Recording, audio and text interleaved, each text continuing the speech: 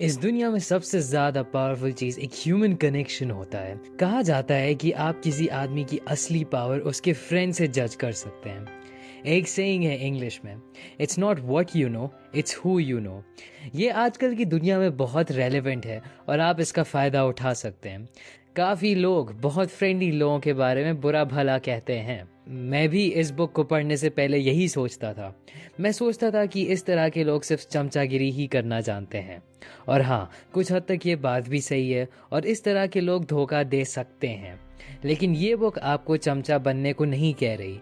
इस बुक में सिर्फ इतना कहा गया है कि आपको अपने लोगों से बात करने का तरीका ऐसा बनाना चाहिए जिससे सबका फ़ायदा हो, और ये करने से आपकी लाइफ की काफ़ी प्रॉब्लम सॉल्व हो जाएंगी। How to win friends and influence people, ये बुक डेल कार्नेगी ने लिखी है और इसी बुक ने पूरी दुनिया में सेल्फ हेल्प और पर्सनल डेवलपमेंट की फील्ड को शुरू किया था। डेल कार्नेगी पहले कम्युनिकेशन स्किल्स पे सेमिनार देते थे कि इससे लोगों की कितनी हेल्प होती है, तो उन्होंने अपनी सारी नॉलेज को इस किताब में डाल दिया।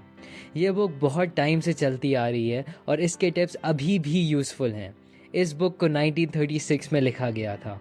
अब मैं आपके सामने 5 टिप्स शेयर करूंगा जो आपको आज ही रिजल्ट्स देंगे। नंबर 1, आप दूसरे लोगों में असलियत में इंटरेस्टेड हो जाइए। ज़्यादातर लोग अपने आप को सबसे ज़्यादा इंटरेस्टिंग समझते हैं। आपके और उनके इंटरेस्ट सेम नहीं होंगे। शायद आपको बुक्स पढ़ना और फिलॉसफी के बारे में बात करना पसंद होगा, आपके सामने वाले को सिर्फ अपने पपी का क्यूट लगने पे या अपने बालों की फिक्र होगी। ये सबसे इम्पोर्टेंट पॉइंट है जो आपको याद रखना चाहिए कि आप जब भी किसी नए इंसान से मिलें तो उनसे उनके बारे में क्वेश्चंस पूछिए। इसका मतलब ये नहीं कि आप अपने बारे में कुछ बताएं ना, लेकिन बस ये याद रखिए कि कॉन्वर्सेशन को ज़्यादातर उनके बारे में ही रखिए। अब आप सोच रहे होंगे कि किस तरह के क्वेश्चंस पूछने चाहिए। ये आंसर आपको अपने आप ही मिल जाएगा अगर आप बस इतना याद रखेंगे कि हर ह्यूमन लाइफ एक स्नोफ्लेक की तरह यूनिक होती है और हर किसी के बारे में कुछ ना कुछ आपको मिल ही जाएगा जिसके बारे में आप नेचुरली क्वेश्चंस पूछना चाहेंगे।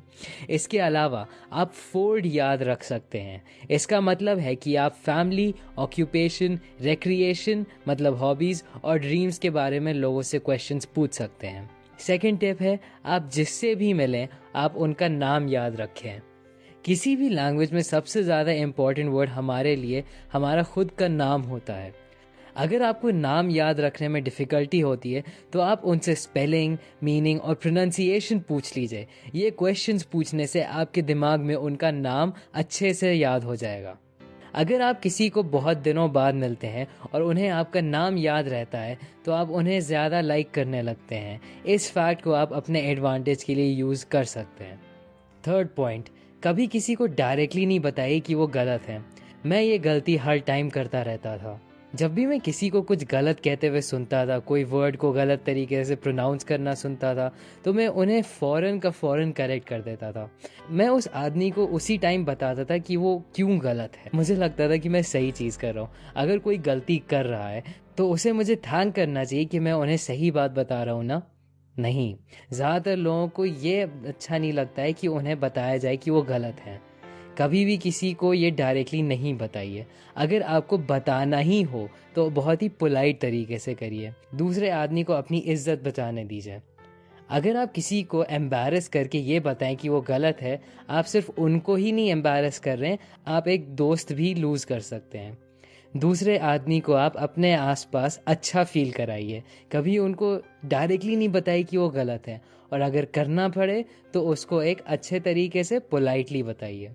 Point number 4, give a dog a good name. अब ये बहुत ही क्लासिक टेक्निक है। मुझे याद है जब स्कूल में हम लोग होते थे तो टीचर सबसे बदमाश लड़के को क्लास मॉनिटर बना देता था, और ये बना के वो लड़का एक्चुअली कभी कभी और रिस्पॉन्सिबल हो जाता था क्योंकि अब उसको अच्छी पोजीशन दे दी गई है। इसी तरीके से अगर आप चाहते हैं कि किसी का बिहेवियर इम्प्रूव हो तो आप ऐसे एक्ट करिए जैसे ऑलरेडी वो अच्छे हैं। इस तरीके से आप उनको एक अच्छी रेप्यूटेशन दे के उनको आप ट्रिक कर सकते हो अच्छा बिहेवियर लाने में। ज़्यादातर लोग बस मिसअंडरस्टूड फील करते हैं। जब उन्हें लगता है कि उन्हें फाइनली कोई समझ सकता है तो वो अपना दिल खोल के आपको किसी भी तरीके से मदद करना चाहते हैं। और लास्ट स्टेप है कि आप अपनी खुद की मिस्टेक्स को एडमिट करिए। अपनी खुद की मिस्टेक्स को एडमिट करने से लोगों में आपका ट्रस्ट बढ़ जाता है। ये सबसे बड़ा तरीका है ये दिखाने का कि आपको पता है कि कोई भी परफेक्ट नहीं होता। अगर आप किसी बच्चे को सुधारना चाहते हैं और उसको इतना लाउड होना और बदमाशी करने से रोकना चाहते हैं, तो आपको ये बताना चाहिए कि आप एक टाइम था जब उसकी तरह थे। अगर आप ये बताएंगे कि आप भी उसकी तरह थे, तो उस बच्चे को लगेगा कि वो अकेला नहीं है। इससे उसको लगेगा कि आप दोनों लोग एक ही तरह के हैं और वो आपकी बात मानना शुरू कर देगा। किसी को एडवाइस देना और उनकी गलती को सही करना और बहुत आसान हो जाता है अगर आप पहले अपनी खुद की गलतियां बताएं।